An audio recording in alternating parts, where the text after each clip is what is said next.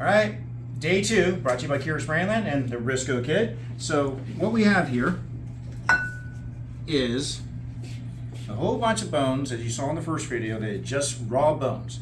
Now you can see things have happened. We've soaked it in nitric acid, and overnight, over the weekend. So now, first thing I'm going to do is I'm going to dump the nitric acid into this overflow here, and hope that none of the bones come out. So that way I can deal with the nitric acid later at my own time.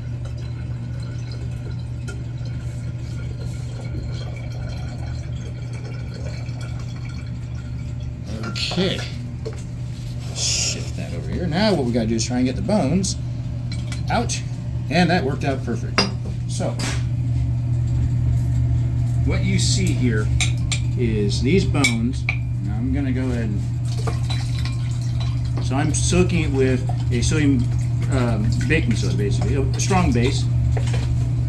We're going to let that soak for a little. And what you can see, and I can test this with my hands now, I'm going to have this as a backup. So look what it did to the bone. Look at that.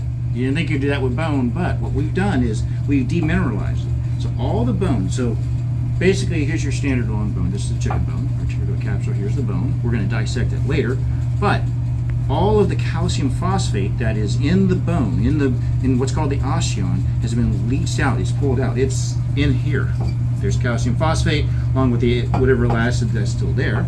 So now we can, the only thing left there is that fiber. So remember, connective tissue, bone, has cells, we call osteocytes, osteoblasts, and then they also have fibers, collagen fibers, and in the matrix. So there's the cells, and then there's the matrix. Yep, calcium phosphate fills that. That's what makes it hard. Well, we've taken that out, and now you're left just with collagen fibers. All right. So we're gonna just kind of let that soak for a little. I'm gonna rinse and rinse and rinse and take it to the classroom. All right. So, brought to you by Curious Brainland.